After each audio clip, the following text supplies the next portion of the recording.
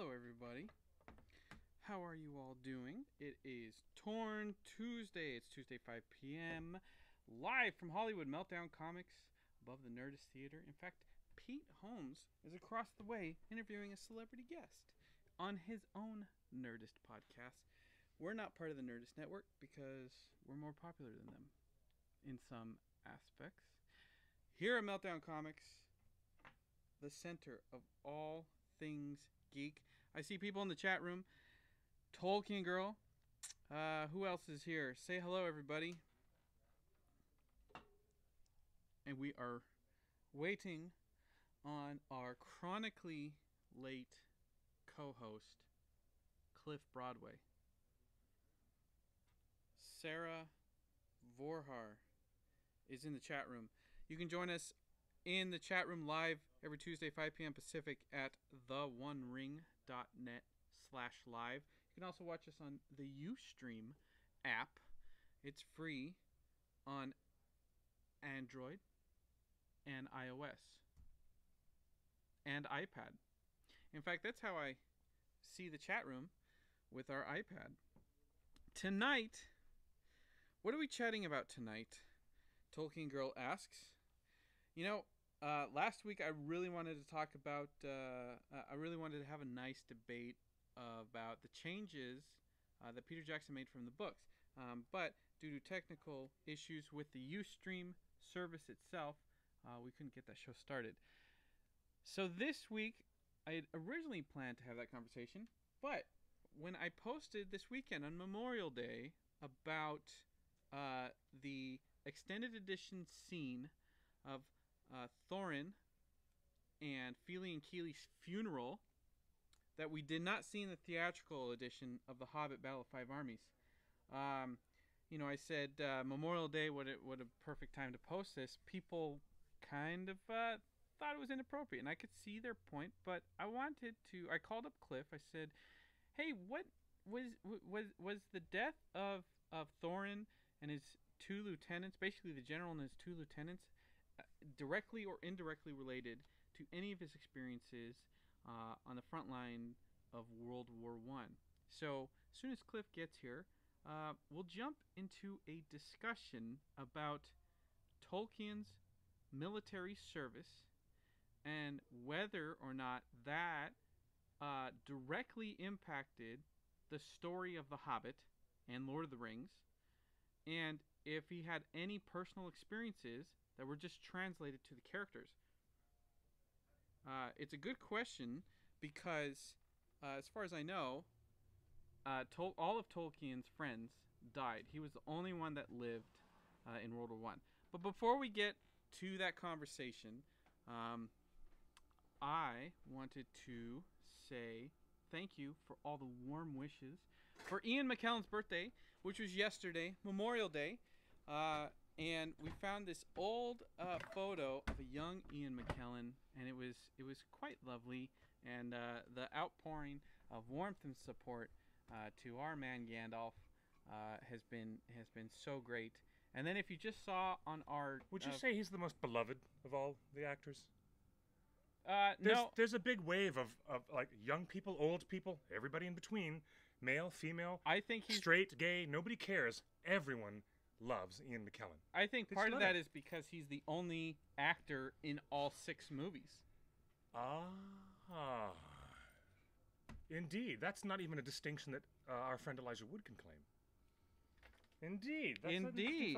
Right. It might also have something to do with the fact that Ian plays the most. Can you go turn the volume up on that? Of course. On that little thing on the orange thing. Of course I can. But who's the most adored character of all the adored characters? The volume button is the bottom right knob. I guess if you're looking at it, the top left knob. Yep. Is that a little better? Do you guys want that all up a little more? That's a left and right mix. The one in the corner, the main mix, it was at 0. So if we boost that a little bit, the main mix button. There you go. Is that a little better, guys? Louder, louder, louder. I'll be as loud as you want me to be. Well, you don't need to yell. We'll just yes, much better. That's good. I don't even need a microphone. That's for sure. Who is the most adored character of all? Bill the Pony.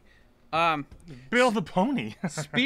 Speaking of beloved. That's funny. Speaking of beloved I characters. would have said Gandalf, but we'll take Bill the Pony. Sure. Not only did Gandalf have a birthday, we have some sad news this week. I don't think we reported it on the One Ring yet. I did tell our editors that maybe we should post something. Our favorite horse, our best friend, the horse that was rescued by his rider after the movies were made, and saw through some medical emergencies in the last several years. He died last week. Brago. Our friend Brago has actually gone from the world. Aragorn's horse that you met in the Two Towers that brought him back to life after he died, or supposedly died. So after the movies, Brago was the reason that Viggo Mortensen had to speak 3 languages in one scene. Yeah. In the same scene, when he's in the stables trying to calm Brago down, and in the extended edition, you know that Miranda Otto, as Eowyn, is trying to explain the origins of this horse, having once belonged to the prince, Theodred, who is dead. So, in that scene, Viggo Mortensen speaks to the horse in Old English, which is a fill-in for Rohirrim. Yep. Rohirric. And then he speaks in regular English, and he speaks in Noldorin, and Elvish. So he's got Elvish, Old English, and regular English. And Viggo. Thank you, Viggo, for that. Viggo, the actor, after the filming was done, everyone started inquiring where these animals and people would go, and Viggo was so more attached. the animals than the people. Viggo was so attached to his horse, and there was this direct bond with the actor and the horse, and the character. Indeed. That Viggo bought the horse and paid for its homesteading there in New Zealand. He did. Yes, he did. So Viggo did not move to New Zealand. Nope. But he bought the horse and he kept it. He paid for its entire life. And I don't know what the length of what the average lifespan of a horse is. But it was a mature horse when it came into Lord of the Rings, and now it's been 16 years since they filmed those scenes. So 25 to 30 years. 25 to 30 years. For a horse. So Brago lived a good life, thanks to our friend Viggo Brago. I always liked that horse. That was a beautiful horse. It's the only horse I remember besides Shadowfax, because when I saw the Lord of the Rings trilogy, I hadn't read the books, so I didn't quite know Bill the Pony. In the theatrical versions, he doesn't even mention Bill. In the extended editions, he sends Bill on his way, but it was just... No, in the theatrical version, Viggo sends Bill on his way.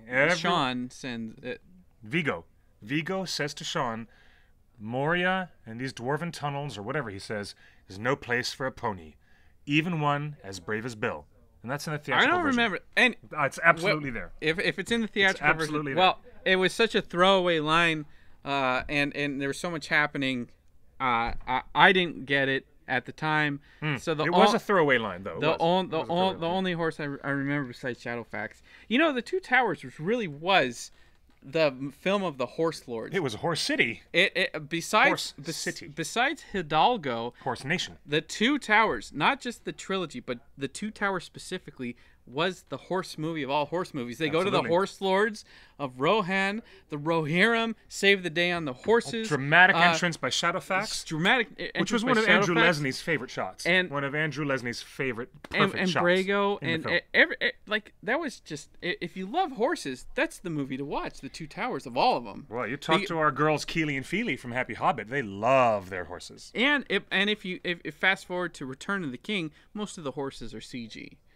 Well, they make a big deal about how much CG is, how many horses. That's because they wanted to make sure that nobody got hurt and no animals were hurt in the filming. But it's interesting. Game of Thrones has total disrespect for how to handle horses. Not the producers. I just mean within the narrative of the show. You watch Game of Thrones and the horses are being gutted, knifed, crippled, and attacked much, much more often than their riders are. Yeah. Never happens in the Lord of the Rings. No one ever attacks the horse. Ever. Ever. Not even once.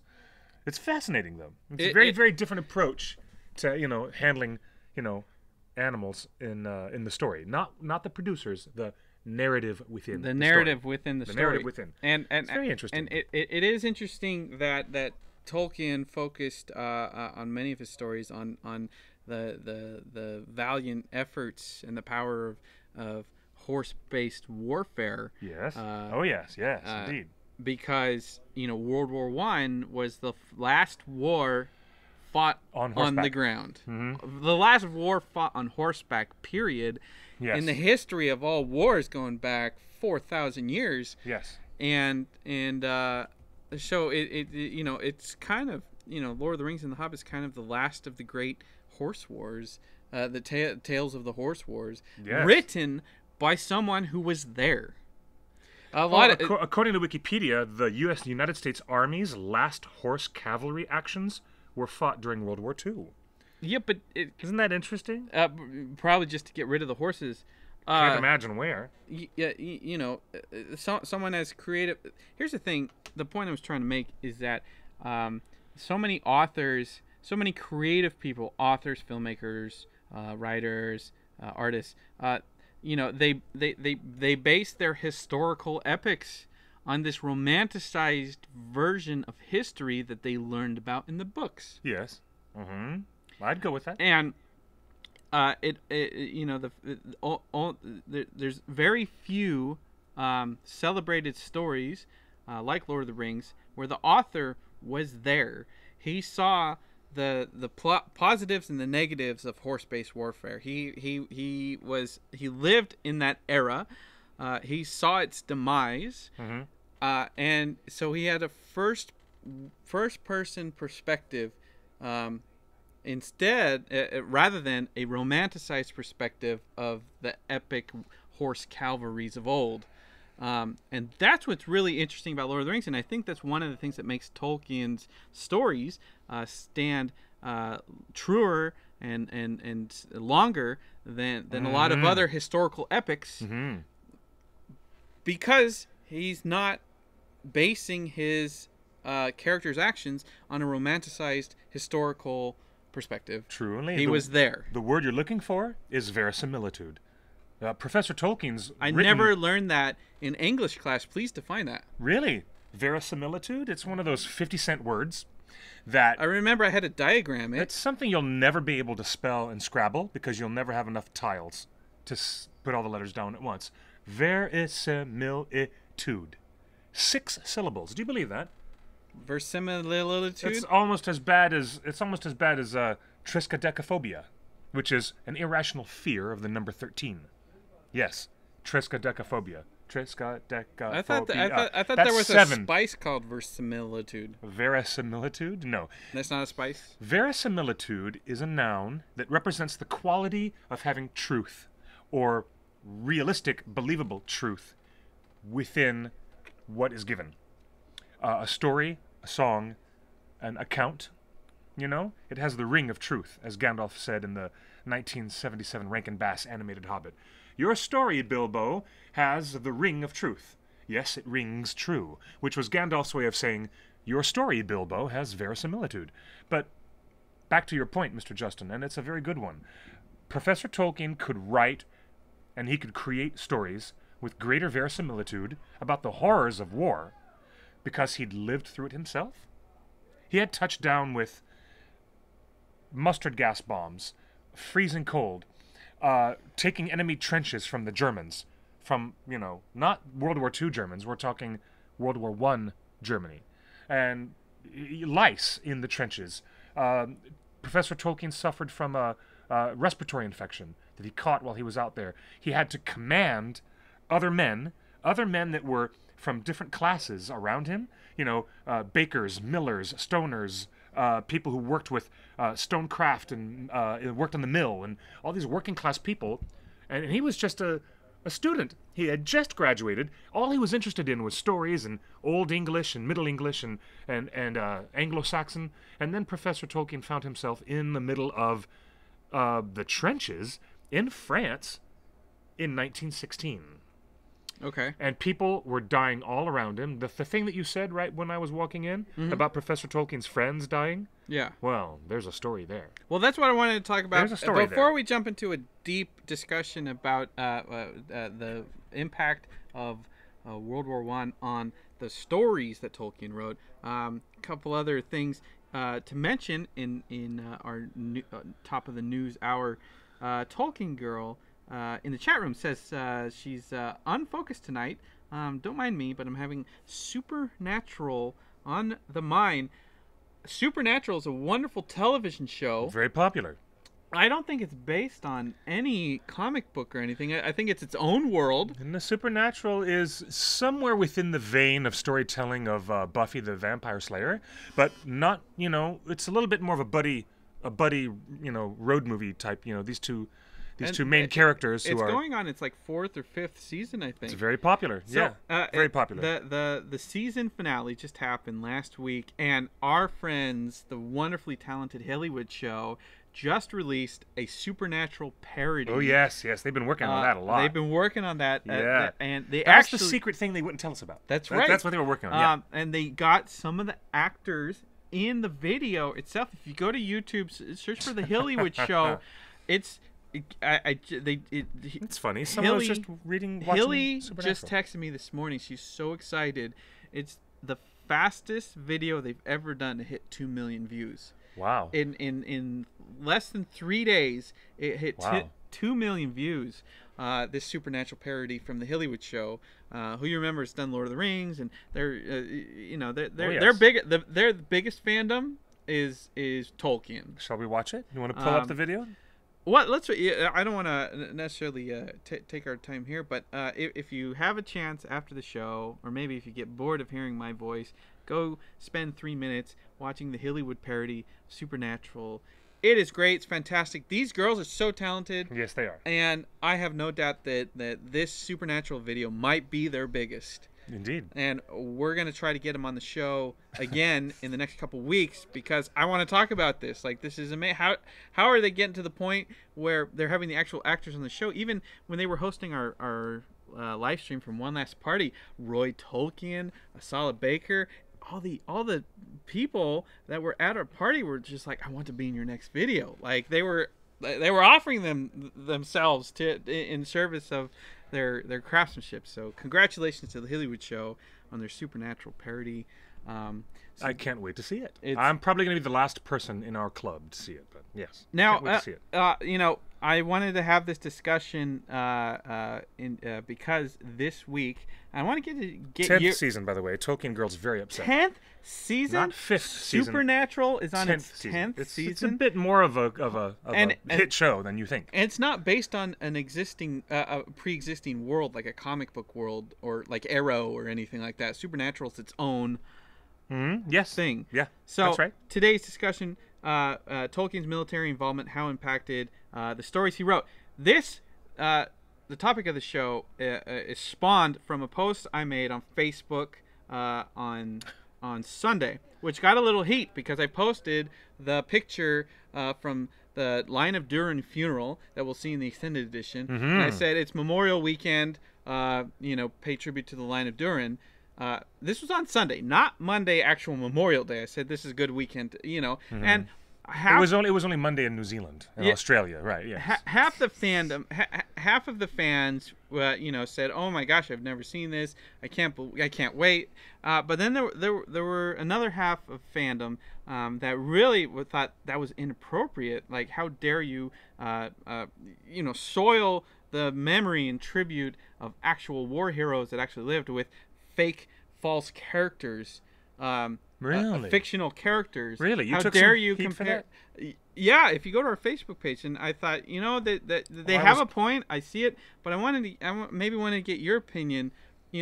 Was it in bad taste? Should we have not should I have not made a connection between Memorial Day, where we celebrate real war heroes of actual flesh and bone? Should I have not compared that to the celebration of fictional characters? Well, Memorial Day is not celebrated worldwide. Memorial Day is a distinctly American holiday. Oh, look. Here it is. Is this the picture? Yeah. We pay tribute to heroes from the fall of Durin. Here's a preview of the funeral scene. Ah, yes. I see. Yeah, well, how about that? 24,000 people were reached. 24,000 people. Well, there's something weird about my mobile version of Facebook. It doesn't show any of the comments that are on here. So that's why Isn't that funny? I want your opinion. Is it in bad taste? Just that post itself. No, I don't necessarily think so. Okay. Why? People have got some hypersensitivity issues about lots of things in this day and age. How about the hypersensitive people here in America, here in our country, the United States, where it's not considered very couth to actually say to someone, Happy Memorial Day, as if the somber, sad quality of the holiday is supposed to remove anybody from saying anything at all that is a basic regard or a greeting on that special day. And I find that very, very, very interesting. I don't think we should have that kind of sensitivity about saying to someone Happy Memorial Day. I read a fantastic article in the Observer just the other day. Yeah. From a retired Navy man who said, "Look, my friends died, and when I'm there at Arlington, when I'm there at the cemetery, meeting with some of my old platoon, some of my old buddies, and we share stories of the war, when we share stories about the grief and the hardships that we went through," he said, "the last thing that we want to remember our fallen friends and our comrades is to have the entire nation in a state of 24 hours of mourning." He's like, that's not the bloody point. He actually wrote this, and it was a very observant, and it was not a long article. He wrote in a very succinct essay, you know what, maybe we should have a little bit more, reserve and a little bit more awareness before we dive into our bratwursts and go to the picnic and go to our all-day mattress sale to get 70% off. He's like, yeah, we should have some observance of this day, but we should not treat it like it's so, precious and holy that we can't actually say the words to someone, Happy Memorial Day, or that we can't enjoy life and a good grilled hamburger and the joy of our family around us. He said, my fallen comrades very much would have wanted us to be happy and would have wanted us to say Happy Memorial Day in that sense that we're not, defacing it. We're not, demeaning the value of it. We're just saying Happy Memorial Day because we acknowledge where we've been and who died to help protect our rights and our freedoms for those things that were all at risk for us in World War II. And how about that? He said, all my friends would love it if we honored their memory with living life with joy, not living life in mourning. So I think it's a little bit ridiculous and a little bit precious for anybody to say, oh gosh, the sanctimonious way we're supposed to handle Memorial Day. Well, you know what? I don't think any of the fallen soldiers would really want that. I'm in agreement with the retired Navy man who wrote that piece for the Observer. We should be observant, and we should be remembering and reverent, but we don't need to be miserable and have our whole day spent crying and weeping, and then therefore think to ourselves that was a good way for us to spend Memorial Day. Do you know what I'm saying? Yeah, in a basic way. Well, they want us to live life, be happy.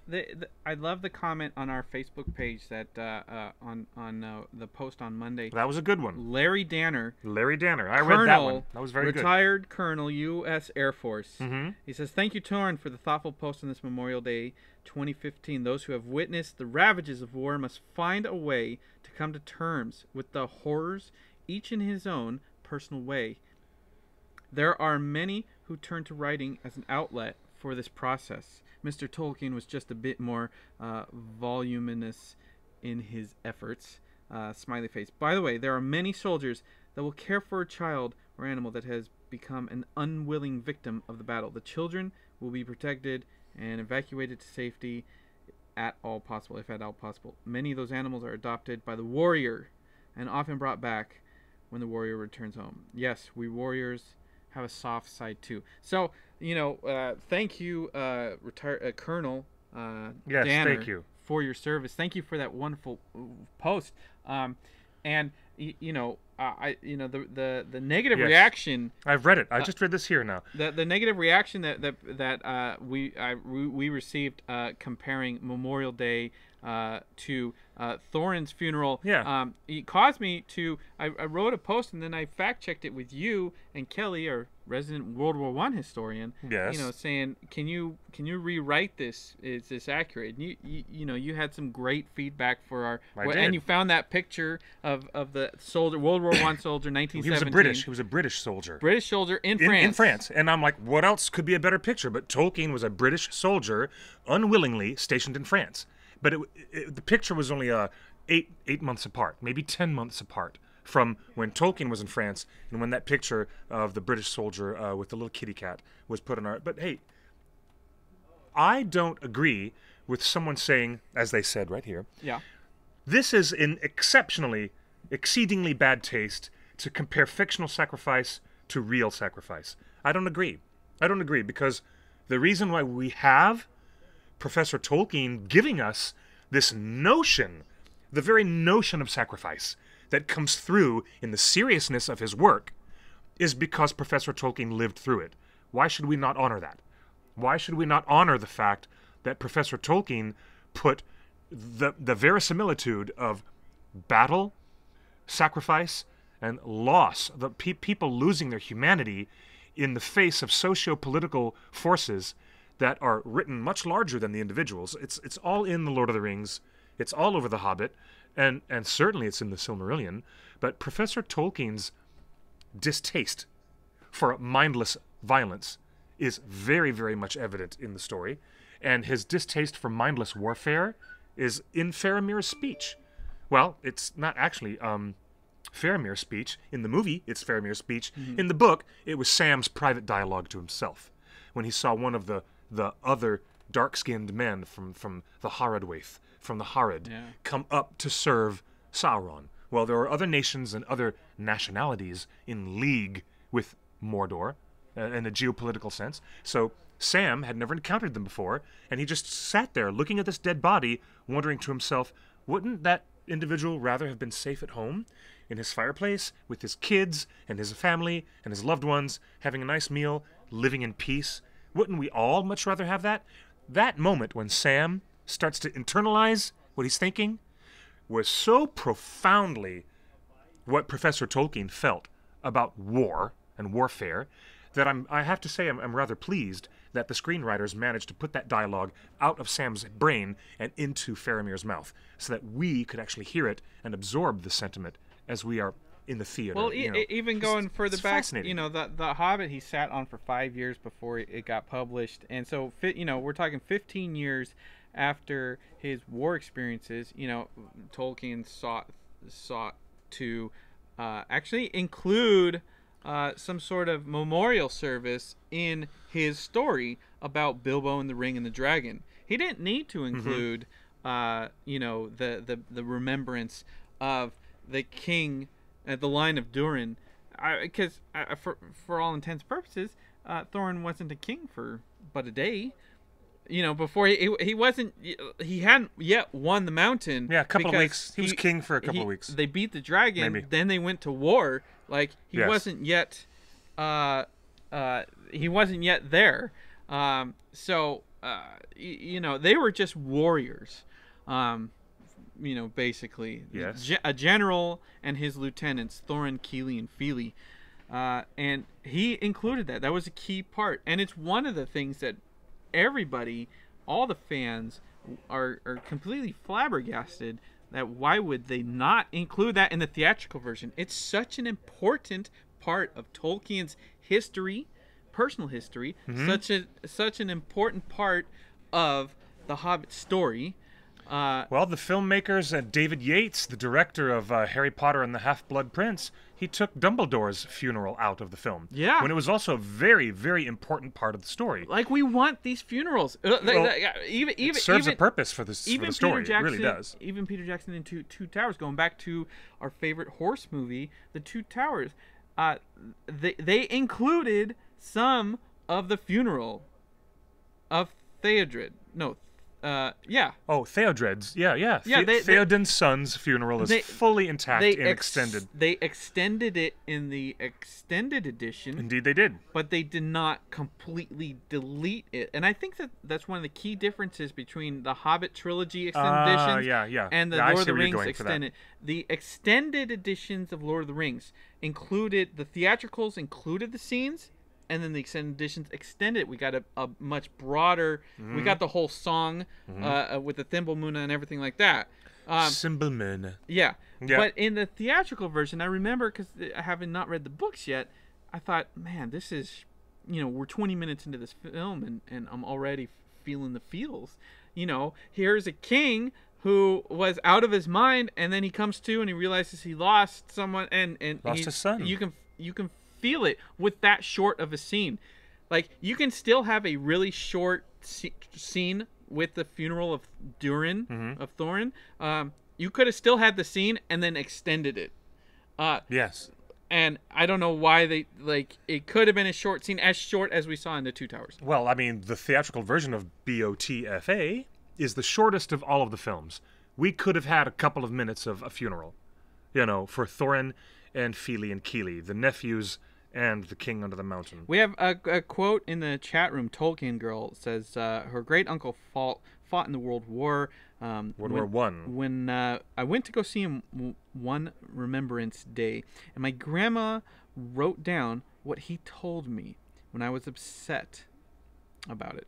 He said, "Don't be sad, sweetheart. I remember them always, and I live for them. They wouldn't want you to cry. Be happy. You're here. That's right. Just don't forget." Exactly. And that's the whole point of celebrating these stories and these fictional characters. We acknowledge and we remember what happened, and the level of service, giving your life for something, for a cause, for your country, for your lost country.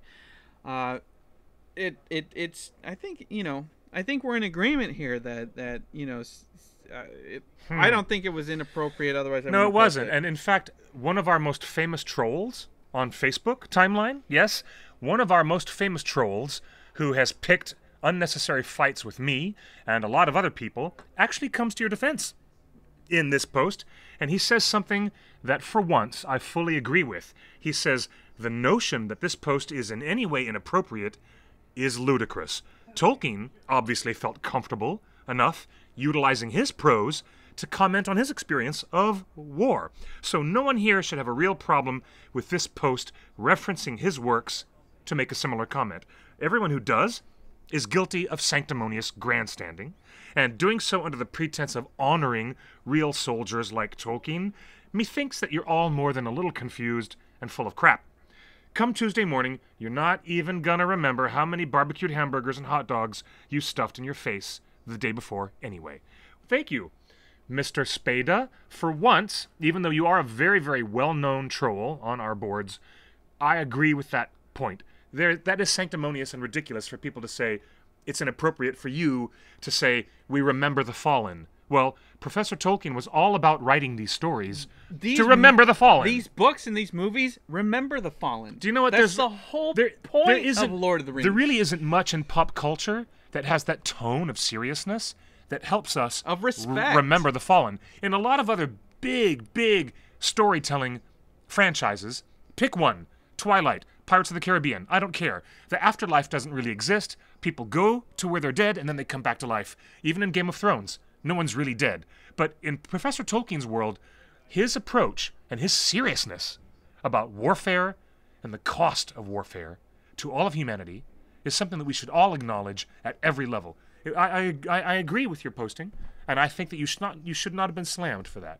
You really should not have been slammed for that. Another comment in the chat room, Azog the Defiler says, Khan Noonien Singh. Yeah, Khan Noonien Singh. Who is, from Star Trek. The character in Star Trek, where in Star Trek 2, The Wrath of Khan. Yes, and he that yells, Khan. Khan! And played by Ricardo Montalban. Ricardo Montalban, and then Yes. more recently in Star Trek Into Darkness, or no. Into Darkness, played by Cumberbatch. Played by Benedict Cumberbatch. Yes. Old Man Smaug. Old Man Smaug. That's funny. Khan was named after Kim Noonien Singh, a man that Gene Roddenberry, the creator of Star Trek, that a man that he had met in World War II, he wrote the Star Trek character Khan to get in contact with Kim Noonien Singh, who he met in the war, but had no way of getting in touch. So he created this character, and to get in touch, I'd love to have a follow-up on that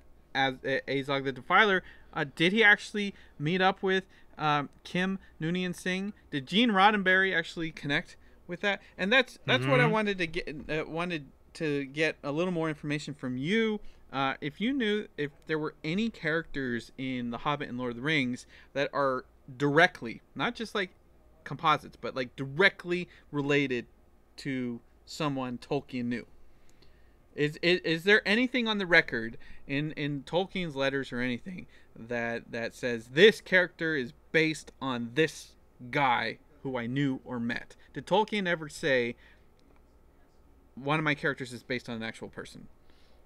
Not literally, but it is understood that Samwise the brave, Samwise the strong, not just your typical gardener, but Samwise Gamgee was modeled, and this was a comment that I just saw passing through our chat room as well. But Sam himself was based on the Batmen that Tolkien knew in World War I. Samwise was based on those real people that Professor Tolkien was given the job, albeit briefly for a few weeks. He was given the job of commanding all of these working class British, guys who are underneath him, and Professor Tolkien felt like he was very poorly suited for the job, but it was his job, and he was a signals officer with the Lancaster Fusiliers. He trained with the 13th Battalion in Staffordshire for 11 months. He trained. After he graduated, he delayed his enlistment, and in Professor Tolkien's time, that pissed off everyone in his family. There was a lot of grief and a lot of friction, because in those days, young men would willingly walk in to enlistment and be part of the services. But Professor Tolkien kept delaying his enlistment, and he suffered a lot of criticism. He suffered a lot of commentary, nasty comments, and criticism from his own family, and from his wife's family, his soon-to-be wife's family as well. But he couldn't delay it any longer, and ultimately, he ended up, becoming part of the war effort. And then he found himself leaving the world of college and Oxford and the great walls of academia, and he found himself freezing, in the early April trenches in the French countryside. At the Somme. Yes. And that was the most deadly, over 800,000. Actually, it wasn't late April, it was early June, so it wasn't that cold. It was early June. Sorry. But it was those battlefields in northeastern France, I believe. Yes. Were extremely deadly. 800,000 casualties in a year's time, I believe. Yes. And then as soon as we posted this is where he was posted near the town of Amiens. Like the town of Amiens. The most north in France that you can go. You're almost on the border of the Netherlands. Yeah, the Netherlands. Okay. That's and you're almost at the English Channel, which is of course the way he came across. We're almost near the English Channel. We had posted that the Kelly chimed in on our Facebook page. She said, just a brief clarifying note: the Somme took place in 1916, not 1970. 1917, yes. Tolkien was already ill and in hospital. Yes. And taken out of the war in 1917. Yes, he was. What information do we have on he was ill and taken out of the war? He was indeed. So as quickly as as delayed as he was to get there, as he didn't stay for too terribly long. Okay, and that might be a saving grace, because he got very ill, with what they call trench fever. He had been feasted on by What do a you lot. call it? We call that now. Well, in Vietnam we called that shell shock, and now we call that PTSD. PTSD? I No. prefer No, this is an actual disease that was carried by lice. When Oh. he got down into the trenches, Ugh. Professor Tolkien. We call that chlamydia now. Yeah, well, no. Ugh, that's funny. No, that's a totally different disease. Sorry. According to what I've got right here in my notes in front of me, Tolkien arrived at the Somme in early July. So it wasn't cold. I keep thinking about Tolkien freezing in the trenches. No. Maybe because I looked at that picture too many Yeah. times. That picture that we put on our Facebook timeline was literally taken 6 months after. 6 or 8 months, maybe 6 or 8 months after Professor Tolkien was at that location in France. So it looks like him, but it wasn't him. But he had, and listen to this. According to the memoirs of Reverend Mervyn Evers, the Anglican chaplain, yeah, there was a British chaplain who was assigned to all of the Lancashire Fusiliers, and he says, on one occasion, I spent the night with the brigade machine gun officer and the signals officer, which was Tolkien. Okay? So this is the Reverend explaining, one night I had to spend the night in the trenches in these captured, totally recaptured German dugouts in the French hillside. And the Reverend said, I'm here with the machine gun officer and with Officer Tolkien, who was a second lieutenant, by the way. And he says here, we dossed down for the night in hopes of getting some sleep, but it was not to be. We no sooner lay down our heads than hordes of lice got up. So we went around to the medical officer, who was also in the dugout with his equipment, and he gave us some ointment, which he assured us would keep the little brutes away. We anointed ourselves all over with the stuff, and again lay down in great hopes of sleep. But it was not to be, because instead of discouraging them, it seemed to act like a kind of an hors d'oeuvre, and the little beggars just went after their feast with renewed vigor. So, feasted on by lice, attacked by Germans, trying to manage the lives of all these infantrymen around him, Professor Tolkien found himself struggling with this war effort, and then he was writing secret letters in code to his wife. Do you know why? Because the British Army had censorship laws. Ugh. They had postal censorship for all the letters. So he was a dirty author. No. He used his wits. He used his brains to create a code that would bypass all. Were they naughty letters? No. He was trying to tell his wife what was really going on so she could detect his whereabouts. Ah. The reason why they censored postal, letters from the soldiers to their wives was because if any of those things got captured, the Germans would know the plans of where the troops were moving. Ah. So Professor Tolkien used his best brain power, and he devised a code that his wife Edith would understand so that she could track where he went. But in October, late October, his battalion attacked the Regina Trench in France, and Tolkien came down with trench fever, carried by lice. He was declared an invalid on 8th of November, and then he was sent to a hospital. By that time, An invalid from lice? from the fever, he couldn't breathe, he couldn't function. This fever was really bad. Okay. The microorganisms that were in his body from the parasites were enough to kill him. Not to mention mortars and shells going off over his head. But the real tough part for Professor Tolkien was that all of his dearest school friends, all of his buddies, were all killed. All around him. I mean, they used to have a little clever name for themselves. They used to skip class, and they'd go sneaking into the school library, taking in beverages, tea, things that they would drink, and they weren't allowed to do this. They would break the rules. Tolkien and his kids, his friends who were students of his own age, they were quite the cut-ups. They were like the Weasley brothers, really cutting up and causing trouble at school. Yeah. Professor Tolkien and all of his friends called themselves the TCBS, which was the Tea Club and Barrovian Society, because after class they'd go hang out at Barrow's drugstore, and they'd drink milkshakes and drink tea and hang out instead of doing their work all day. So all of his buddies, all of his close friends from school, dead all around him. At the same time, he got viciously sick. Focoena says Yes. one of his friends did survive the war. One of his friends? Ah, that's right. That's right. There's one. I think only one of his friends.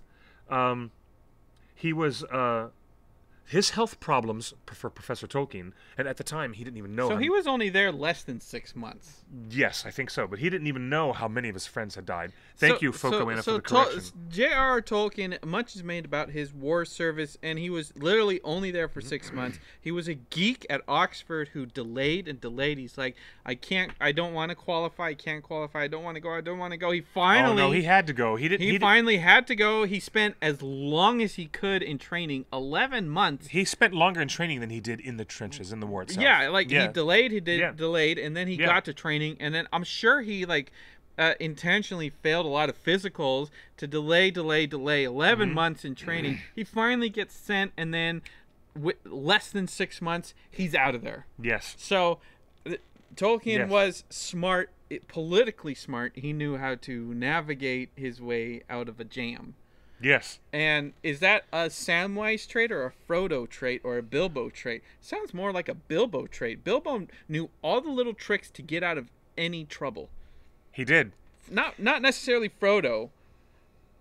It's Bilbo. And people want to attribute Frodo is Tolkien incarnate, or Tolkien is Frodo. Not necessarily. And everything I'm hearing, it sounds like he's just a mischievous Bilbo type character who doesn't want to go on an adventure and then knows how to get out of trouble. You'd think so, yeah. There's a lot more of a psychological analog. Yes, I agree. There's also an analog to Professor Stephen Hawking and Professor Tolkien, who both the greatest, intelligent minds of the 20th century, from Britain anyways, and both of them were cutting up in school, causing trouble, trying to get away with not doing their work, Mm-hmm. It's okay. We were all kids once. But a lot of people don't know that about Professor Tolkien. Professor Tolkien's dearest school friends were killed in the war. Most all of them. Not all of them, but most all of them. And even Rob Gilson from the TCBS was killed on the first day of the Battle of the Somme before Tolkien even got off the boat and arrived in France. How about that? That happened. And then this is what we learned from Tolkien's biographer. The war enshrined old social boundaries. And you know how the British are about social class and class boundaries, especially back in the 20th century, okay? But it also chipped away at the class divide by throwing men from all walks of life into a desperate situation together. Mm-hmm. Tolkien wrote that the experience taught him, quote, a deep sympathy and feeling for the Tommy. The Tommy meaning the working class guy. The working class guy. Blue collar. Yeah, the blue collar guy. Tolkien said it taught him a deep sympathy and feeling for the Tommy, especially the plain soldier from the agricultural counties. You know how Professor Tolkien's heart was tied to the rural farmland and the green countryside of England? Mm-hmm. And he saw those people, who he thought were like hobbits. He thought these people were like hobbits. They were working class, rustic English people. Was Tolkien's family upper crust? They were. A little bit. It's interesting. Professor Tolkien became an orphan at a very early age. But as an orphan, he was taken care of. He didn't go from home to home to home. He was taken care of at a parish by the pastor, the reverend who took care of him. Because there was money probably donated to that parish to take care of the child. Probably. Because if you're a poor child who lost his parents, you're thrown into any house that will take you for a short amount of time. If he was privileged enough to stay in one place pretty much his whole childhood, he must have come from means. It's interesting as you're saying this now I'm hearing a little bit of maybe the fact that Aragorn, who born into wealth, who knew his standing in the community was a little higher than everybody, but he didn't want to acknowledge it, and he goes off and becomes a ranger and gets rid of his name, and doesn't want to be the king or the heir of the throne. And I wonder if Aragorn is what Tolkien feels he should have been, or he could have been. You mean like a projection? I feel like, a projection. Yeah. Is Aragorn Strider, the ranger, a projection of the man Tolkien wishes he could be? It's an interesting idea. Professor Tolkien, from my... Go ahead. Well, before you frame your answer, I wanted to, and this is in response to Smaug the Dragon in the chat room saying, "Is there any proof that Tolkien failed his military tests, or is this just nonsense?" He never failed his military tests. But being in training 11 months at that period of the war, where they were just like approving people as soon as they could. Yes. You can look if you look at the timelines. You can read between the lines. You know, like if you're able-bodied, if you can carry a gun, you're on a boat to the front line. It should be said for the record that Professor Tolkien continued to serve in the British military on the home front after he'd been brought back to England. From 1916 to 1917, his illness did not completely go away. He got sick again, then he got a little bit better. Then he got very sick again, and he got a little bit better. But he was deemed suitable to return back to, duties around the home camps for all the other soldiers who were preparing to leave and go to the fighting front. And he was promoted again back to lieutenant. He continued to serve. Off of the front line. Off the front lines, but in through 1916 and 1917 for the remainder of the war, World War I, Professor Tolkien continued to serve in a different capacity, but he was not facing the front lines at that point. That's just for the record. Okay. So, and he wasn't really managing people at lieutenant level. They put him in a role that didn't have him managing people and didn't have him on the front line. He was doing home service at various camps. That's what he was doing. Do you know what else he was doing? He was writing The Fall of Gondolin for the first time. He was if writing. You've got time to write this stuff. He got bored and he sat down. He started writing out stories that would become the first manuscripts for the Book of Lost Tales. Read between. The Book of Lost Tales began at this exact moment in time. And the fact that writing is its own level of effort and requires enough time, but the fact that he had enough time, idle time, to even think about these stories and these characters, before you even put pen to paper, you spend weeks and weeks formulating in your brain, like, oh, this is worth writing down. Yes. So you just read between the lines. I don't know if he was intentionally stalling or if he just was, Captain America before Captain America, just a weak little thing that was useless, but, every able-body had to be in the war, so, he's useless on the front line, he got sick, let's pull him back, don't give him any management over other people. So, back to the question, is Aragorn Strider, the Ranger, a projection of what Tolkien wished he could be, or wished he could have executed or done? Yes, or maybe, or is it a projection of the heroes that he was surrounded by, that he was supposed to manage? What do you think? Like, where did Strider's character come from? It's a good thing. It's a good thing that I don't know. I'm gonna plead the fifth, and I'm gonna say, I have a feeling that Professor Tolkien's experiences in the Great War, World War I, informed a lot of background and a lot of other levels thematically in the story, but I don't think it fed an analog to an exact character. I really don't know. You might be reaching a bit there. That might be a bit of a tenuous reach. The bottom line, Tolkien served his country honorably. Indeed he did. Indeed he did. But did he receive any commendations? Anything. That I don't know. An extra bar on his shoulder. That I don't know. Did he receive? Because let's see. Here's a picture of him. Here's a picture of him, age 24, in 1916. I don't see any commendations on that lapel. No, he was a second lieutenant when he was first brought into service, and then he was a regular lieutenant. And it's pretty easy. I mean, it's not.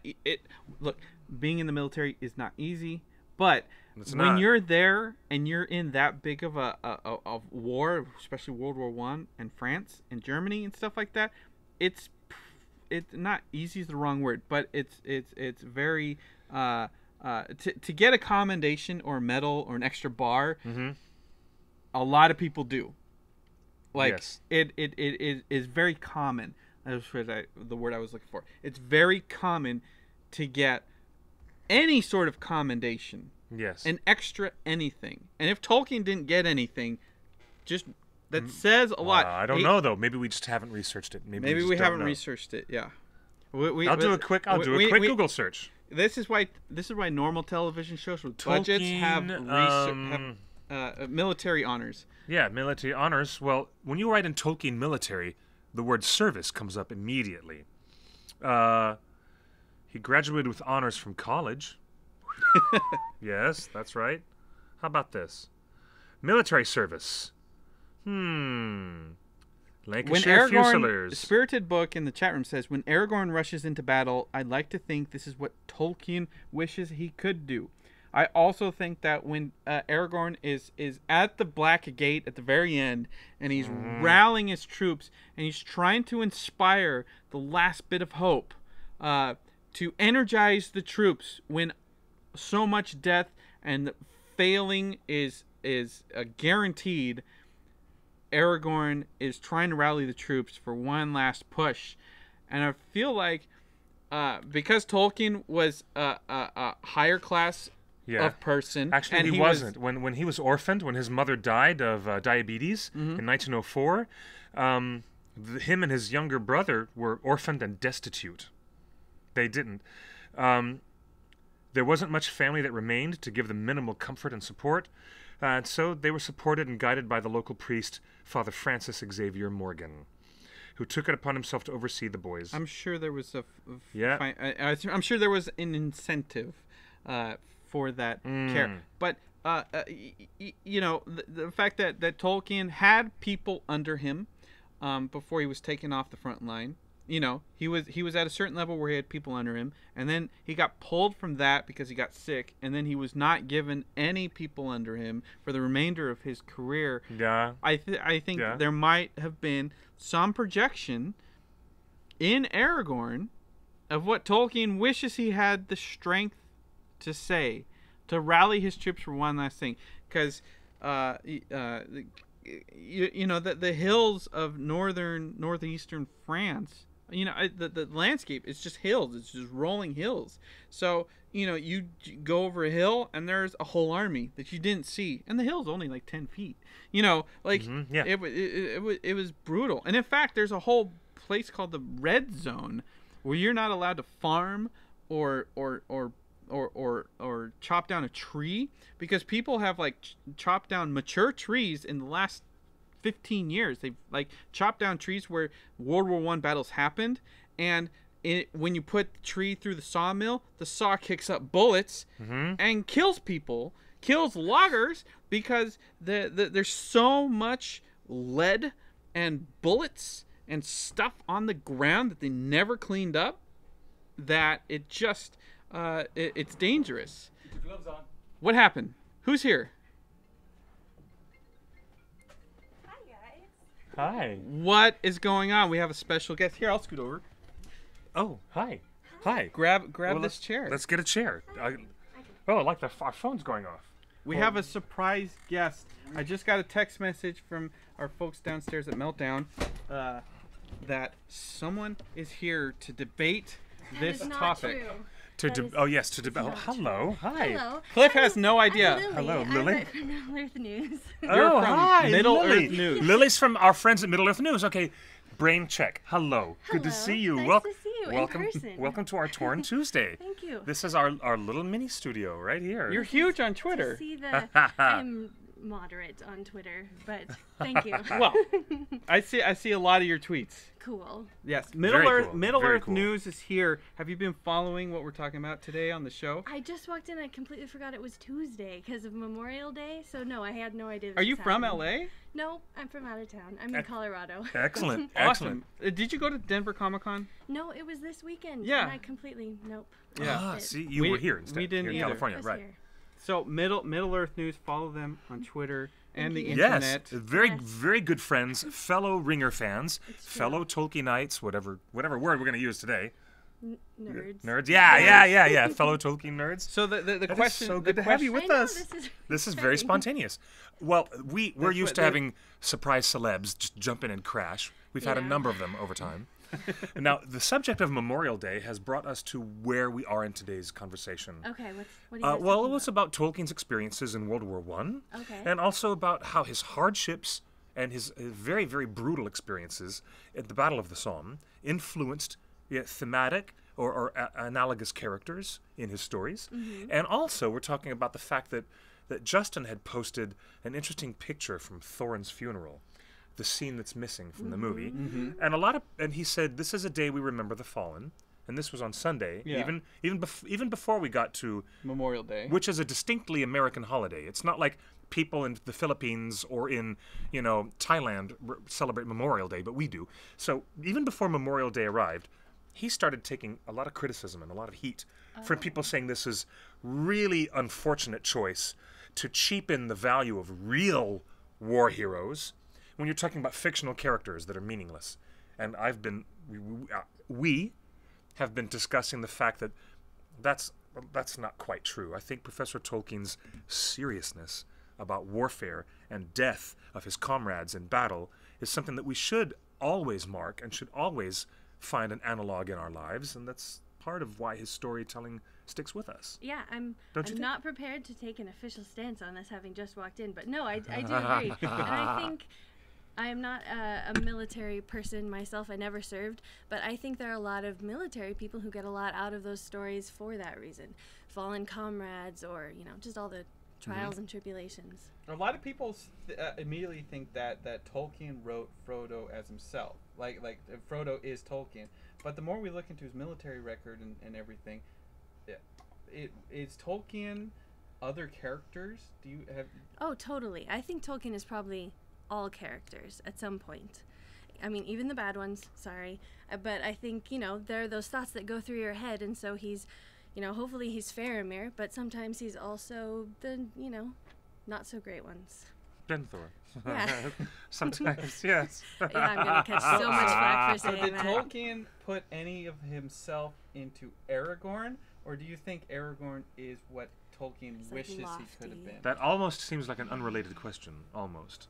But I see Professor Tolkien insert his thoughts and his ideas in a lot of other places in the work. I don't necessarily see Professor Tolkien putting analogs to himself into specific characters. Right. Not so much. He doesn't he didn't like the idea of saying, oh, well, this is allegory, this is obviously this is obviously that. But I think there's a flavor, yeah. Yeah. Instead of, there's correlation, not causation.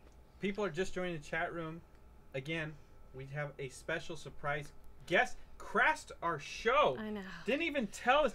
Not even a courtesy tweet. I know. Ahead of time. Sorry, our guests have missed your name, my dear. I'm sorry. Oh, hi. I'm Lily Milosh from Middle Earth News. Lily, Milosh? Milosh. Yes, like Milos Forman. Yes. The director. I love Milos Forman. Okay. Lily, right? Yes. Excellent. Lily, I'm Clifford. This is Justin. This is Lily, and that's our audience. And that's our audience. You guys have joined us on an exciting new edition of Torn Tuesday. If you're just tuning in for the first time, there's our station identification. Welcome to our show at theonering.net/live. You know what? Call we're on us back. We're on Ustream, aren't we? We're on Ustream. We're on Ustream. Someone just called a couple times on the hotline, 530-64-FRODO. For Frodo. That's really our phone number. 530-64-FRODO. Give us a call again. Let's take some phone calls and talk about the topic of the day. Yes, let's. And his war service. Real quick. We have our Skype on. We have our hotline on. We're ready to take callers. I really wanted to find someone that went to Denver Comic Con because everyone's talking about this Women in Comics panel that was only men. They did not invite any women. Are you kidding me? About this. They did not invite any women into a Women in Comics panel. You mean the panelists? All the panelists were men. Was it? That's absurd. Were they trolling on purpose, or? It was just tone deaf. Well, now sometimes you have people like Brian Azzarello, one of the most well-known and awarded writers in DC Comics history. He's responsible for writing Wonder Woman.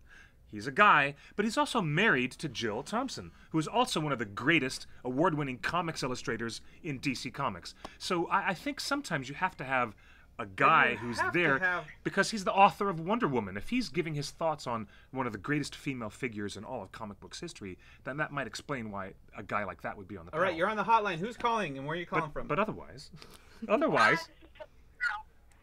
Tolkien Girl, hello, welcome to the show. Can you hear us okay? Yeah. Okay, good. Welcome to the show. Lily is here, Justin is here, and after a week of being AWOL, I myself have come back to action. How you doing there? I'm alright. Don't worry, I wasn't here last week either. So what's on your mind? Why are you calling us 3 times?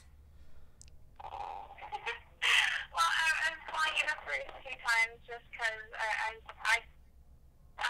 don't really know if to say this time around because it's really, you guys have covered basically everything. I was trying to get through to you guys, and then when I had lunch, I went away.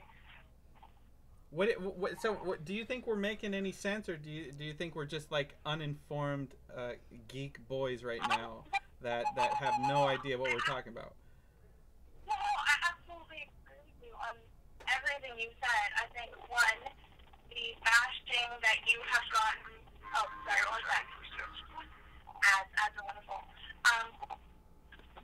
Sweetheart, are you on speakerphone? Could you speak directly into the mouthpiece, probably? We're having a hard time making out what you're saying. Sorry. That's okay. We just want to hear you, because we usually hear you very clearly on every show.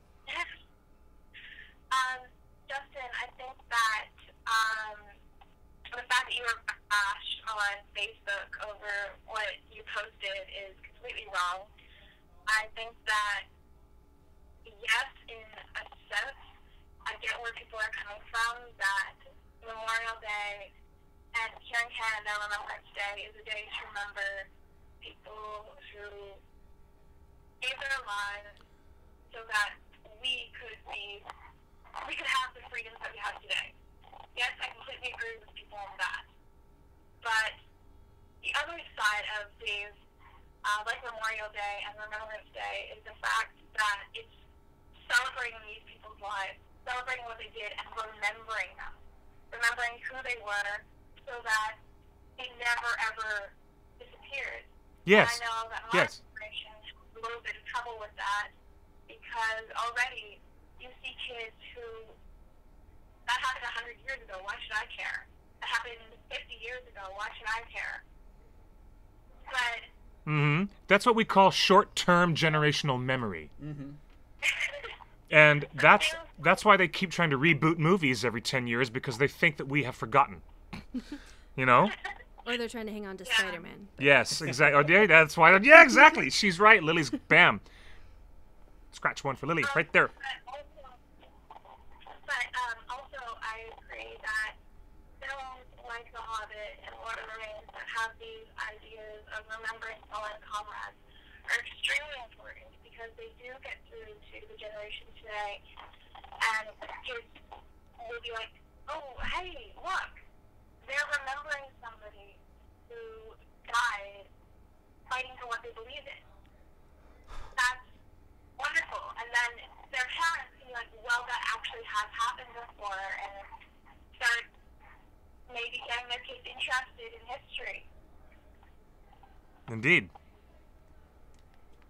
I agree. Well, I appreciate the support. I agree too. On this topic, and it's great to hear that that I'm not crazy sometimes. You're not today. At least you're not today. Well, thanks for calling. We're going to jump back into the show. Yes, very good show today. So thank you for your support. Now, Middle Earth News. I just wanted to ask you that. When did you actually begin? Or are you one of the original people that started? I'm not one of the originals. I started in November 2011. The site opened in February or January 2011. Okay. So, yeah. so I was a late comer. I don't know. I've been there forever. It feels like forever. Feels like a long time. All volunteers as well, Yes. and we have people coming in every year like, hey, I can help, and like, oh, perfect, you have time to help. Awesome. Please do this. Yes, it's the same for us. It's like, okay, I'm busy right now. Okay, I'll do your thing, whatever. Yeah, it's all volunteer and all crazy all the time, as I'm sure it is for you guys. Yes, all volunteers all the time, right? Yes. It's like herding cats sometimes, isn't it? We Exactly. all text each other, and so we keep in line that way. And so I was texting them. I was like, guys, I'm at Meltdown, and it's Tuesday. Did you know it's Tuesday? Torn is recording right now. And I think my husband had a little bit to do with me coming up here, he was like, throw down. And I was like, no, Yeah. that's not what it's about. That's exactly what it's about. No, it's great. It's great to have you here. I'm tweeting about this. I'm going to let the Twitterverse know right now. it's just I've been like- following your Twitter for quite a while, and you I guys, know you have. you guys have some delicious stuff. Will Rohan answer? That was our question. You know, we have this joke. Anytime something goes bad, you know, some people have other jokes, but we always go, where was Gondor? Yeah, what was and he he almost goes into another third sentence, then he stops himself and goes, like I can't do this anymore. I'm gonna just blow up. So, you know, one of the questions that we get all the time at all the conventions and on Twitter and email, like, now that the movies are done, Right. what are you going to do? Like, what do you do from here? So what does Middle-earth News do from here? So I know that there's a plan to do, we're having kind of like a summer camp thing that's going to be all digital, of course, but, you know, with badges and all kinds of good stuff for participating in Tolkien fandom. But there's a ton of stuff just always happening. There's, ooh, you're getting a call. Oh yeah, hey, we'll get that call. Yeah, there is always stuff happening. Like, we find ourselves involved at the grassroots level with all Right. kinds of fan events. Yeah. Yeah, indeed we do. This is our friend calling. I think it's about, is it about 2:12 in the morning where you are, Emily? Yeah, it is. Yeah, it's 2:12 in the bloody morning. Hello, nice to have morning. you. It's Lily from Middle Earth News. Do you know, have you heard of them before? Yeah, I totally agree that it is totally stupid that people are complaining about posting stuff. I've had family who have fought, and my dad was in the Royal Air Force, and we don't go making any days as sort of ritualized or anything, and it's stupid. I mean, Isn't it stupid to be so reverent to something like that? It's like Tolkien said Gandalf said about do not pity people. It's just silly. I mean, most people. Yes, remember your mistakes, so we do not repeat them and things. But we do not need to take the past and put it right into the present. People, it's just another day for most people. True. Well, it's appropriate to have a day of remembrance. Now, keep in mind, you might have a little bit of different sensibilities about this, because you are, my dear, British, which is lovely. But here in America, at this point in time, in our country, you cannot pick your nose the wrong way, in the wrong nostril, without some big activist group getting upset at you. You know what I mean? You know what I mean? You know what I'm saying here? You know what I'm talking about here? Okay? The struggle. We have Remembrance Sunday. You have Remembrance. You have. It's called. Is it Remembrance Day? Is it just Remembrance Yes. Sunday? Yes. Okay. Very good. Well, but also as Tolkien fans, we have Tolkien Reading Day, and we have Hobbit Day, and Tolkien Week, and Feast Week, and I don't mind celebrating those things at all. Yeah. Exactly.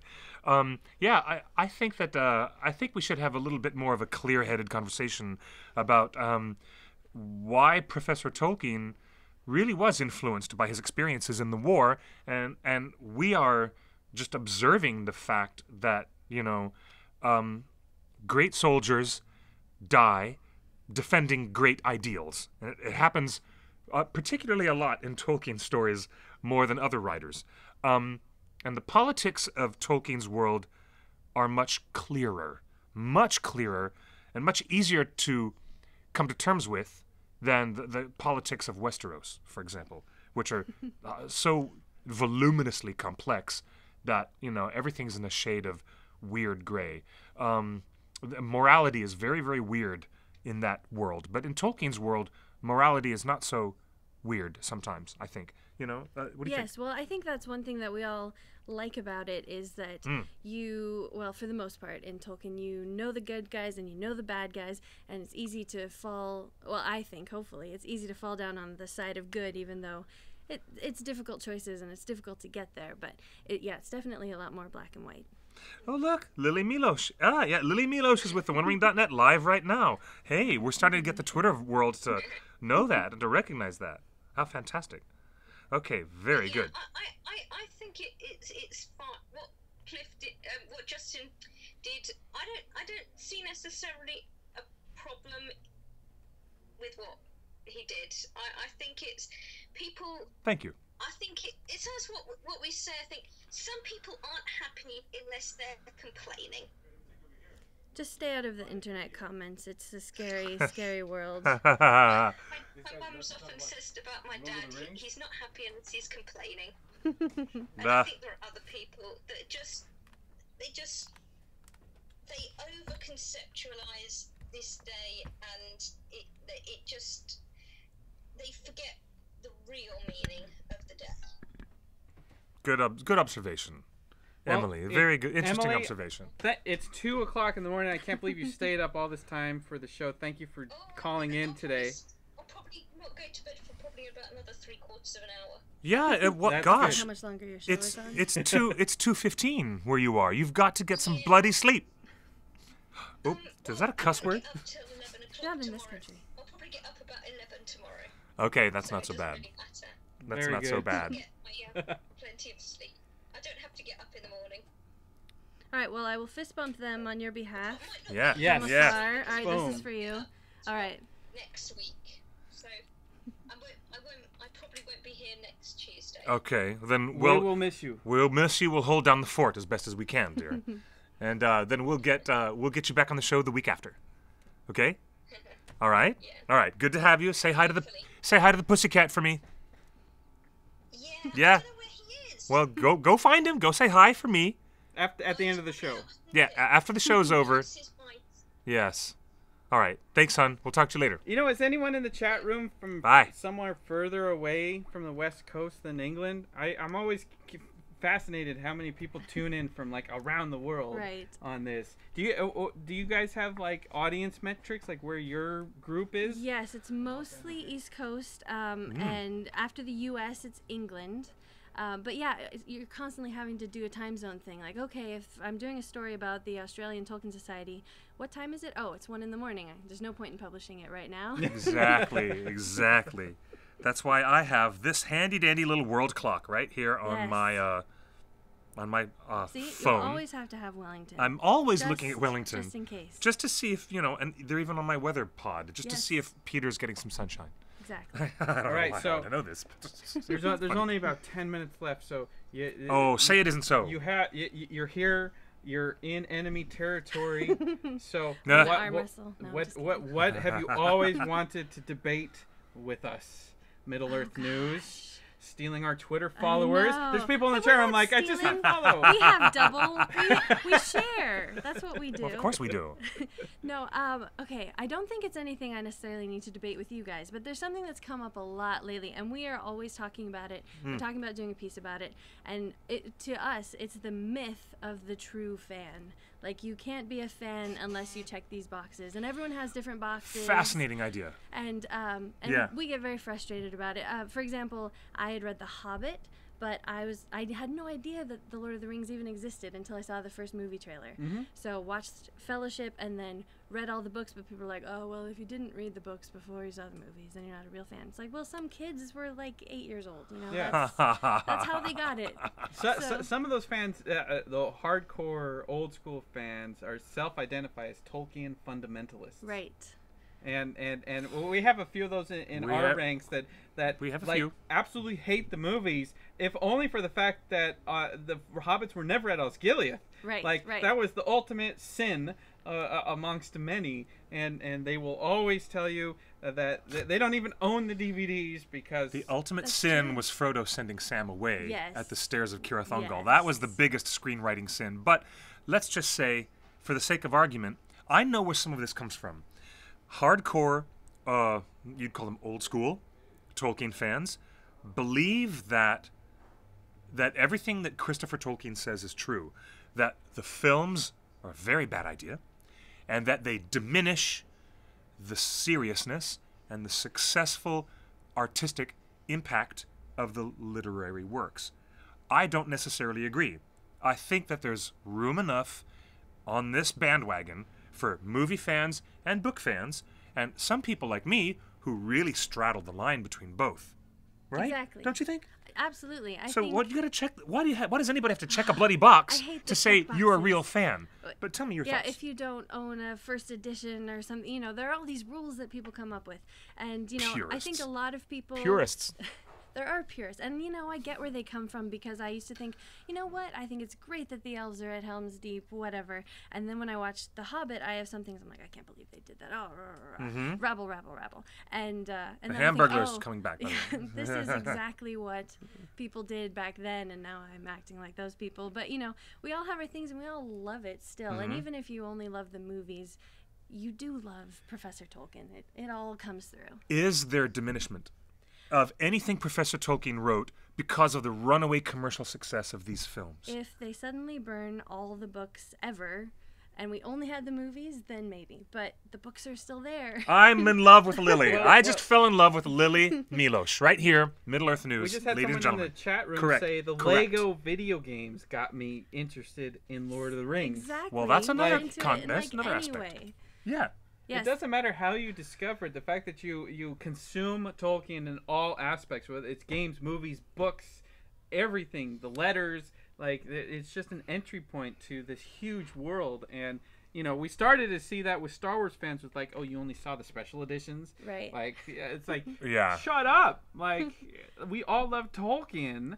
And we all like different parts of Tolkien. Exactly. And we all entered this fandom in a different way. Wasn't he a And- strapping young lad? He was a strapping young lad. It's a good mustache. Yeah, it was a Solid. great mustache. I mean, I don't know why he didn't keep the mustache, but we're looking at Professor Tolkien when he was 24. I mean, just Gosh. he looked like a rock star. He looks so much older than 24. You know, when you always look back at your Yeah, heroes, they're he like, does look. There's no way he was that distinguished at 24. He looks a lot older than 24. But the thing is, when I read one of the rarest things that ever exists, it was an actual newspaper interview that Christopher Tolkien did with Le Monde, which is one of the biggest papers in France. You read this. It was out a few years ago. I've read it. A few years ago, barely before the first Hobbit, An Unexpected Journey came out, Christopher Tolkien, who is a notorious recluse, I'm not talking Howard Hawks level of recluse, he came out from hiding.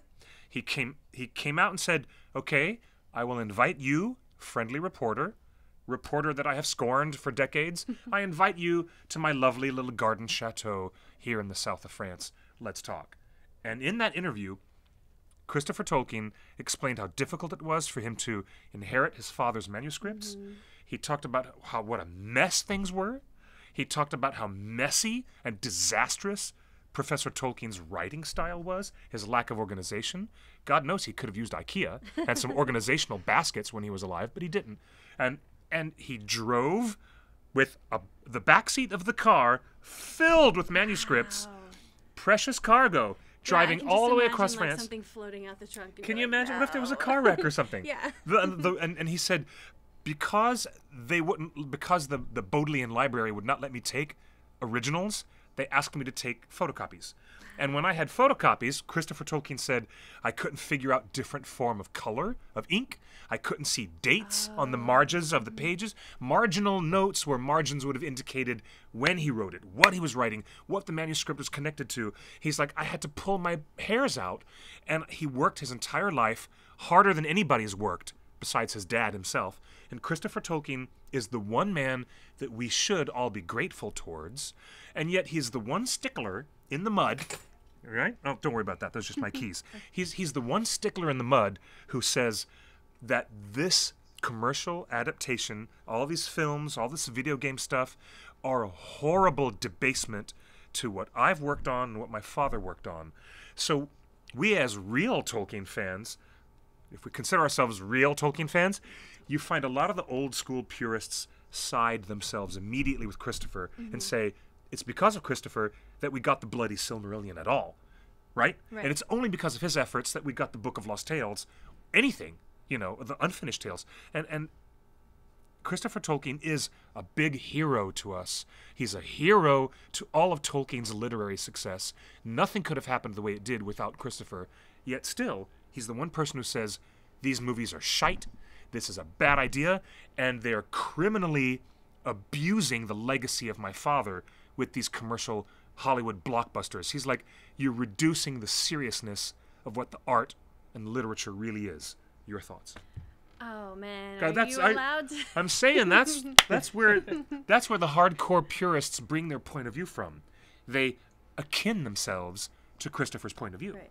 Okay, so I took a masterpieces of literature class in high school, and I think one of the main things I took away from it was that you can look at the author's intent. You know, that is important, and especially for some stories. But then the author lets it go, and then it becomes a part of everyone who reads it, and the author's intent doesn't really matter so much anymore. So I feel like similarly, I can't believe I've just walked into this. Yeah.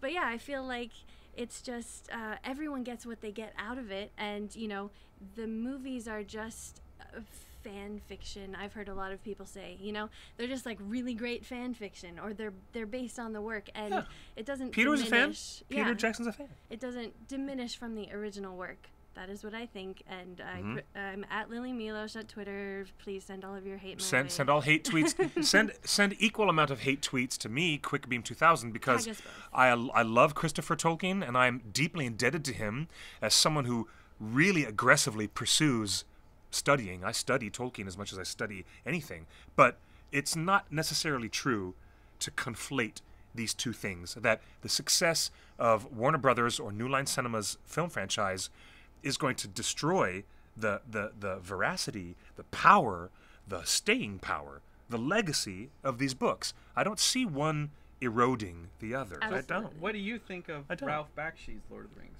Nah, let's go even further back to that. I've never seen them. You've never seen it? And most people Fascinating. haven't. And Fascinating. This is the interesting thing that we discovered Fascinating. recently with our his Ralph Bakshi story is that a lot of people coming in and just watching it for the first time, it's like Peter Jackson obviously was inspired by Ralph I've heard that Bakshi a lot, yeah. almost as much as he was inspired by Tolkien himself. Right. Like shot for shot, color scheme by color scheme, even the cadence of Gollum speaking Oh, is yeah. straight up Andy Serkis.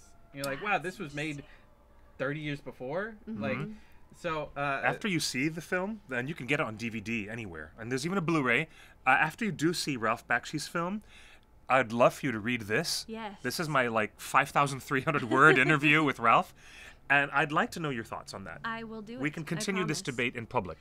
Because it is very true that Peter harnessed a whole bunch of artists that were all inspired by that film. Right. And a lot of that film shows up in his film. A lot. Interesting. Oh, yes. Very Well, interesting. thank you for suddenly coming to Meltdown Comics in Hollywood today. You're welcome. This is amazing to see, to actually see a face of a site. Like, they're right here, you guys. It's We're, crazy. we're all here. I know. Right here. All too brief. There you go. See? So Remember the that? Middle Earth that's News is cool. not just an Uh-huh. algorithm.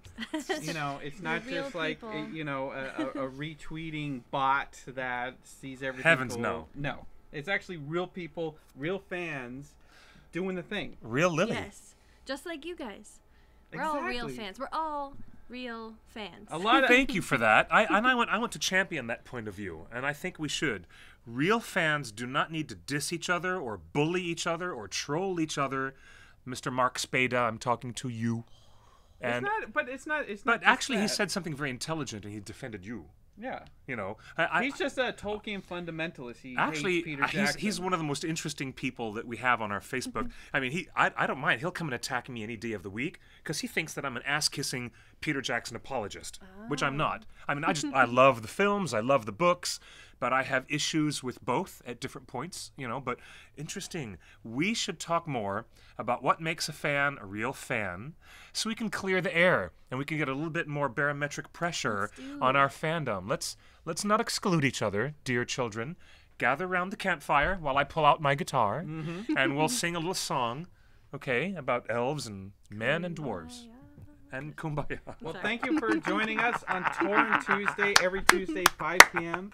here at theonering.net/live and on Ustream. It's not over yet, is it? Is our show over already? That's it. We talked about everything. We did a 90-minute. About. You want to say? Anybody else want to say goodbye or good night? We have a lot of great fans. Always wonderful to have you in the chat room. Very I'm good. Justin at Justin's Big Idea. This guy is Cliff Broadway. I'm sorry to say. QuickBeam 2000. I'm so sorry to say. Yes, it's true. And she is Lily. Hi, I'm Lily. Lily Milosh. At Lily Milosh on Twitter.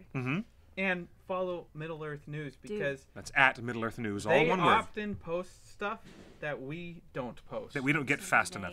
We all Yeah, there's follow us room for both everything. and get it all. There's and we're both volunteer Exactly. websites, so it's like, you know, if our whole team is at work and something breaks, like something gets published or yeah, It's lovely to meet a real person behind. I know, this is exciting. Real Tolkien fans. We're all behind Tolkien volunteerism. Maybe the Tolkien volunteerism is the key to us reuniting some of these feuding factions in the fandom. Food for thought. And what do you think of Meltdown Comics? It's so cool. Except the reason I found you guys were here was because they said, no, we have no Lord of the Rings things because if we did, the OneRing.net guys already bought them. So I was like, nothing Tolkien here. Oh, so did you really just walk into Meltdown today just to... I've been here for I was here like a half an hour before I even knew you guys were here. Really? Oh, you could have crashed our show? It. Oh, wow. And We Nerdist love is it. right there. Nerdist doing their everybody's here. podcast and the Nerdist stages, infamous stages right below us. Amazing. You can smell Doug Benson outside in the alleyway getting Oh, dear. getting all smoked up, whatever he's doing. I'm just making jokes, guys. We do a lot of jokes around here. Thank you for joining us. Hey, do you know what? Before we sign off, I want to say one thing. You know some of the most fascinating things I've learned lately about Peter Jackson's approach to making 6 films is by re-listening to the audio commentary tracks. On the original trilogy, extended editions, Oh, yeah. and when you line up some of the things that Peter and Philippa are saying on the new Hobbit extended editions, there's a lot of insight and a lot of interesting angles. Interesting. We are missing out on some big stuff in Battle of the Five Armies. You know what he said in the director's commentary? We're going to get a full explanation about how the Radagast staff changes and becomes Gandalf's staff. Interesting. And it's not in Battle of the Five Armies until November when we get our extended edition. And they talked about it specifically in the commentary. That's awesome. Oh, and they say, oh, there's a reason for this and a reason for that, and you're going to learn much more details, and we're not learning them until we get that last. So a lot of people ask me, why didn't you ever write a movie review for Battle of the Five Armies? Because I don't think the official film has even come out yet. Yeah, I don't think the theatrical version is really not it. to write a review. No, you didn't. You'll Do you see. think Do you think theatrical version of Battle of the Five Armies is the real version? I think, and I'm not going to go into like a whole the real fans this, but so many people they don't watch the theatrical. They have the extended edition, and that's what they watch when they do a marathon at home. And So that's all they ever touch. People are waiting for it. Yeah. Yeah. For the final. Again, talking about, what's next, a lot of people are like, well, we're not done yet because we don't have the extended edition yet. That's right. Exactly. We aren't in a It's like fandom. a whole new movie coming Yeah, out. exactly. We got a whole new movie coming out. Hey, who wants to do an office pool and make bets on how many minutes it's going to be? Why don't we make a game out of that? Let's Okay. make How about- a game out of that online. Maybe in a future episode. Well, yeah, You can- let's start that. A You little can office sign off pool. now. Everybody puts in $5, and we'll see who wins the money at the end of the pool. I would Everyone knows how the pool works. Return of the King extended was 42 minutes longer. Nobody expected that. So you guys put your thinking caps on and see if you can guess how many minutes longer Battle of the Five Armies will be. We'll have much more to discuss on next Tuesday's show. Thank you, Lily Milosh. Thank you for Thank you. having It me. is really lovely. It's lovely to have Lily here. And Justin, it is so lovely to have you here. Thank you, Cliff. So good. Thanks for so having lovely me. to have you. Mwah. Okay, bye, everybody. We're going to sign off. And we're going to say thank you again for joining us. We're theonering.net, and we are MiddleEarthNews.com. Middle-earth News. Tweet us both. .com. Tweet us both. Tweet Say us. you saw us on the show so everybody can know. All right. Guys, thanks for joining us on Skype. Thank you, Ravandi, Sarah, oh look, Focoena, Tolkien-esque, Tolkien Girl, and a lot of our other friends. Spirited Book, lovely to have you on the show as well. I miss you, Max. You need to come back to the show soon, and we'll talk soon. Where's One Northrunner? Did you see him today? No. We have the usual guild. We have like a guild The group. of our usual folks. They're always here. Yes. All right, now we're going to let's step go out that this way, Stepping out. and we're going to sign off. Good night, everybody. See y'all next week. Bye. Bye. Those were your keys. Yep, those were my That keys. fell. Oh my gosh. This is really nice to meet you. It's so nice to meet you. This is such a lovely surprise. I was going to go to one of your lectures at Desolation of Smaug.